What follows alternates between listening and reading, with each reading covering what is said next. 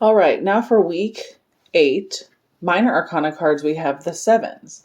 Now the sevens are kind of interesting, because we were at the fives with conflict, and then we started to, get up to the sixes, like we're moving back towards, the end of the cycle, the tens, where things are getting positive.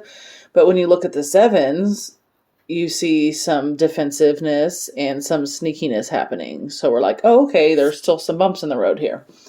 The sevens represent reflection, assessment, and knowledge, right? So you've gotten past the conflict, you've done the energy exchange, and now you're kind of like, okay, where am I really going to go from this in the last part of my journey before I really get to the 8, 9, and the 10? So let's start with the Seven of Wands.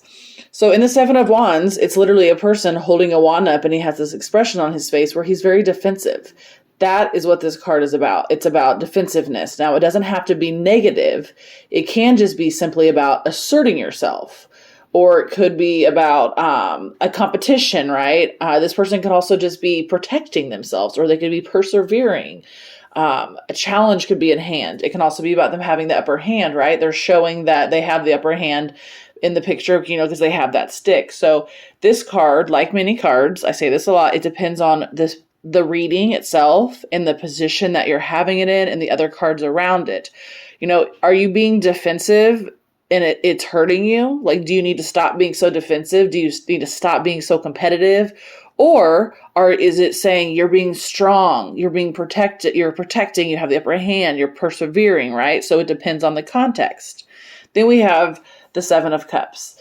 The Seven of Cups is a person looking at these 7 cups, and in every cup there's all these different things. And a lot of people have different interpretations and different meanings to the 7 of Cups, and it's really one of those where you form your own relationship with it.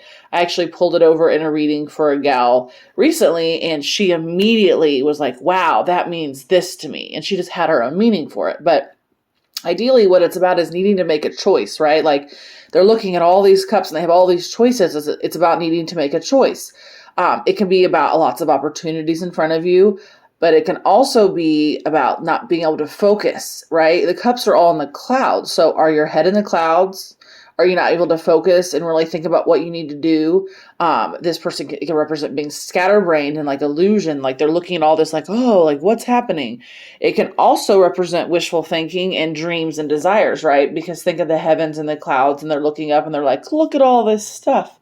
So it's really what the card means to you and in the situation and in the reading. If somebody was asking for advice and this came up, well, it could just be reaffirming that, yeah, they're needing to make a choice. Or it could be saying, is your head in the clouds? Are you not really thinking from a grounded place? Are you being kind of naive about this? Or it could be saying, where are you not seeing the whole truth? Like, where do you have rose-colored glasses on? Where's the illusion in the situation? Then we have what some tarot readers like is their least favorite card in the whole deck is the Seven of Swords, because this card is literally about betrayal and deception. Okay, like all the other cards, it has multiple meanings, but this person is sneaky. This person literally has 5 swords and they're sneaking away and they're looking back. Okay, it's about somebody's taken something. Maybe somebody's wronged you. That's where it comes up. Somebody's taken something from you. Maybe somebody's hidden the truth from you. It's also about acting strategically in deception and getting away with something. So in a reading, this could be representing the person who is getting the reading, or it could be representing something that's being done to them, right? Maybe somebody's deceiving them. Maybe somebody's taking something from them. Maybe they personally are acting strategically and they're personally getting away with somebody and betraying others. I recently had a tarot reading where this came up in the position of what was helping the gentleman.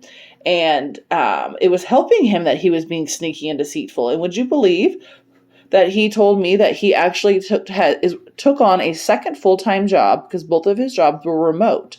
So now he was working Monday through Friday, 9 to 5 for 2 full-time jobs. Neither job knows about the other one, but he's able to maintain both jobs at home and making $200,000 a year to pay off all his debt.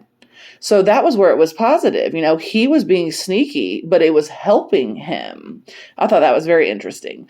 And then lastly, we have the Seven of Pentacles. So this person is sitting there and they're looking at all their bushes and all their pinnacles and all their money. Okay. They are appraising the results of their effort and their hard work. This card is saying, you know what? The hard work has been put in. I've done the work and I'm looking at the work that I've done. Okay. This card can also represent long-term visions and sustainable results, right? Like he has put in the work, the thing's growing, it's happening, like he can take a breath because it's going to work out from here. This person, it represents patience. It represents investing your time and persevering and knowing that positive stuff will come out. Also, he is evaluating and he's assessing, right? He's looking at it, he's appraising it, he's saying, okay, what have I done? Have I done all the work I need to do? He's admiring the work that he's done. To me, out of the sevens, this is the one that's the most positive. So to go back over it, we have the Seven of Wands, which can represent asserting yourself, challenge and competition, or it can also represent being defensive. It can also represent protecting somebody. It can also represent, being persevering. Then we have the Seven of Cups, and this is about making choices. It's about wishful thinking and dreams and desires and the head in the clouds, because everything's up in the clouds.